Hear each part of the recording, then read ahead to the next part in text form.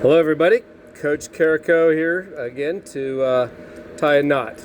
Well, this knot is going to be called the Buntline hitch. Where I use this most often is when we've chafed out a ice splice on a halyard, and so I'm going to want to tie some kind of knot that's very secure to the shackle.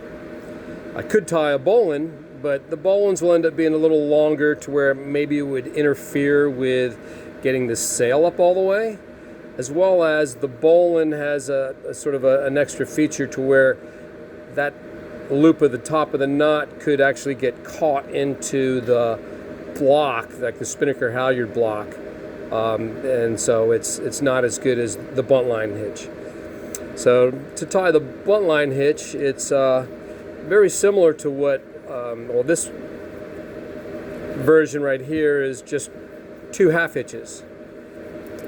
So great knot, but that's not going to work for this. So what we do is we reverse the loops on the 2 half hitches to where I go on the outside first and then to the inside,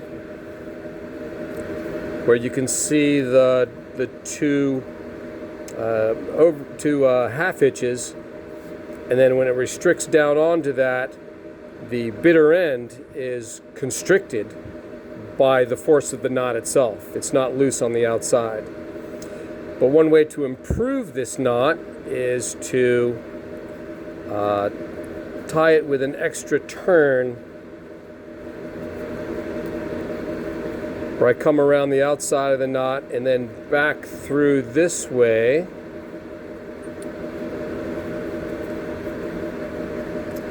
where the bitter end is actually right up against the bail of the shackle. So when this constricts down onto it, it's got a really firm grip on the bitter end, and the knot's not gonna let go. So to improve this, if I have nothing but a solid piece of Spectra right here, I would add a double set of whipping to this end right here.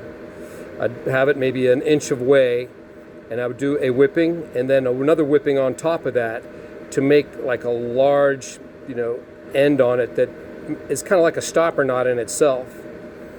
And then to take the shackle and put it on a hard point, and then take the standing part and put it on a winch and just grind on it, adding a lot of tension to where you would see this knot constrict down onto itself, to where if it was solid Spectra, that little bitter end there where I have the whipping would get pulled into the knot, and when it does that, it'll jam right in there, and there's only one way of getting this knot undone, and that's with a knife.